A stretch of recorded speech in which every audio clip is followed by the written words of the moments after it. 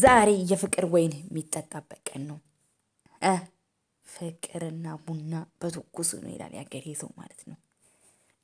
ወይንም የሰው ልጅ እንደ ወይን ሲሆን ነው የሚጣፍጠው ማለት ነው። እሱ ደግሞ ምንድን ነው? ሀይሚ ናት ማለት ነው። ጠላ ጠምቃችሁት ብዙ ጊዜ ስታቆዩት ይከረፋል። ኃይለኛ የሆነና ሰው አያስጠጣም።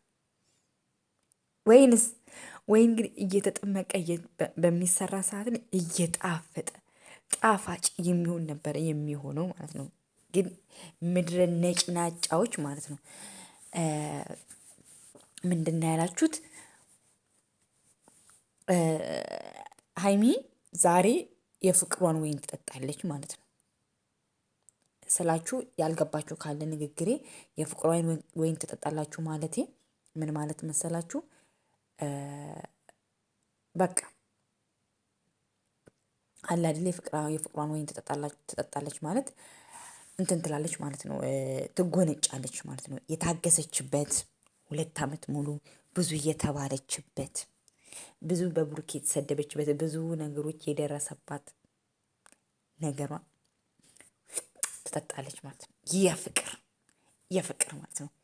ሀይሚ ብዙ አልፈሽ እዚህ ደርሰሻል ማለት ነው። ዛሬ ደግሞ ሌላ ድግስ ነው ማለት ነው እና ሀይሚ ጋር ማለት ነው።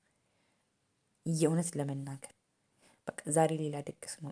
እኔ የእውነት በቃ ኤክሳይድ እየሆንኩ ነው ያለሁት ማለት ነው። ትናንት ተናግራለች፣ ብዙ ነገር ስሜቷን ሁሉ አውጥታ ተናግራለች።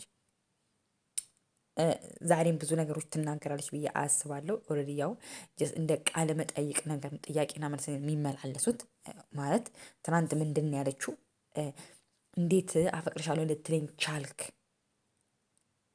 ሲባል ተመልካቾች ጥያቄ ያውጡልንና ጥያቄ መልስ እንጠያየቃለን። አሁን አፍራለሁ አለ ማለት ነው። እና እስካሁን ምንድን ናቸው? ብሩክና ሀይሚ ፍቅረኛ ማቾች ናቸው። ለዛ ቢኮስ መተፋፈር የለባቸውም። በቃ ሁሉ ነገሯን በእርግጥ ጀስት ለፍቅሩ ነው እንጂ አንተና እሱ አዲስ የሆናችሁት ለብዙ ነገር አዲስ አይደላችሁም። ግን እንደዚህ በፍቅር ደረጃ አሁን ለምሳሌ በፊት የምታሳልፉት ነገር እና አሁን የምታሳልፉት ነገር አንድ አይደለም። በፊት አሁን አብራችሁ አታሉ ምናምን አሁን ታድራላችሁ ፍቅረኛ ማቾች ስትሆኑ ማለት ነው። እና ሀይሚን ደግሞ አንተ የምታውቃት ልጅ ናት፣ አክሴፕት የምታደርጋት ሰው ናት። ለዛ ይሄን ያህል የሚያሳፍር ነገርም አይደለም ማለት ነው። አይኑ ያሳፍራል ማለት እነሱ እኮ ያሳፈራቸው ምንድን ነው?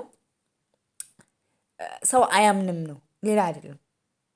የእውነት በጣም ለዛም ለኦዲየንስ ክብር አላቸው። የእውነት ለመናገር ማለት ብሩክና ሀይሚ እኔ እስካሁን የተረዳሁባቸው በስመ አብ ወልድ እኔ በዚህን ያህል ከካሜራ ላለ ጀርባ ኦዲየንስን ማክበር በእነሱ አይቻልም ማለት ነው። ስላከበራችሁን ብቻ ክበሩልን።